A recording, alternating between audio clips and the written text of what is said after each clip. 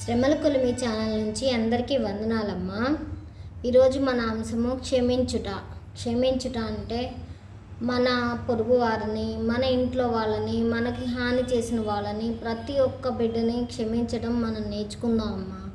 ఎందుకంటే క్షమించకపోతే మనము ఆ భారాన్ని మోస్తూనే ఉంటాము, వాళ్ళ మీద కోపాన్ని మోస్తుంటాము, వాళ్ళ మీద కక్షతోటి ఉంటాము.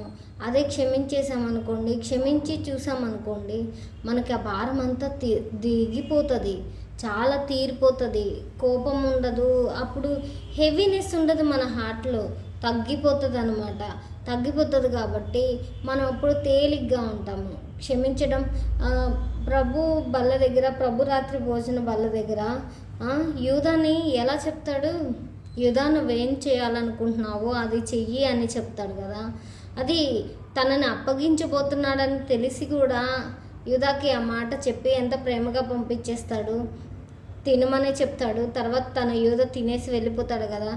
అలానే మనం కూడా క్షమిస్తే మనకు కూడా మంచి శాంతి దొరుకుతుంది, నెమ్మది దొరుకుతుంది. సరేనా? క్షమించడం గురించి మనము ప్రార్థన చేసుకుందాం. క్షమాపణ అడగడంలో కూడా తప్పులేదు. మనం ఏమైనా తప్పు చేసామని అనుకుంటే క్షమాపణ అడగడంలో కూడా తప్పులేదు. కృపాశక్తి సంపూర్ణుడైన నా ప్రియ పరలోకపు తండ్రి, నీ నామానికి వేలాది వందనాలు, స్తోత్రాలు తండ్రి అనేసి మిమ్మల్ని వేణులతో కొనియాడుచున్నాం తండ్రి. నాకు వచ్చిరాని ప్రార్థన చేస్తున్నాను తండ్రి. క్షమించండి తండ్రి, ఏదన్నా తప్పులు జరుగుంటే తండ్రి సహాయం చేయండి తండ్రి.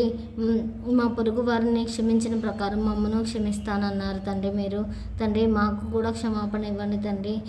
మా పొరుగు వారిని మేము ప్రశాంతంగా నెమ్మది పడి క్షమించి మా హృదయాలకి నెమ్మది కలిగించుకునేలాగా సహాయం చేయండి. క్షమించే గుణం మాలో దయచేయండి తండ్రి. మాకు క్షమాపణ ఇచ్చే గుణాన్ని మాకు ఇవ్వండి తండ్రి. మాకు సహాయం చేయమని యేసయ్య కృపానామమున ప్రార్థించి వేడుకుంటున్నాం తండ్రి. ఆమెన్. వందనాలమ్మా.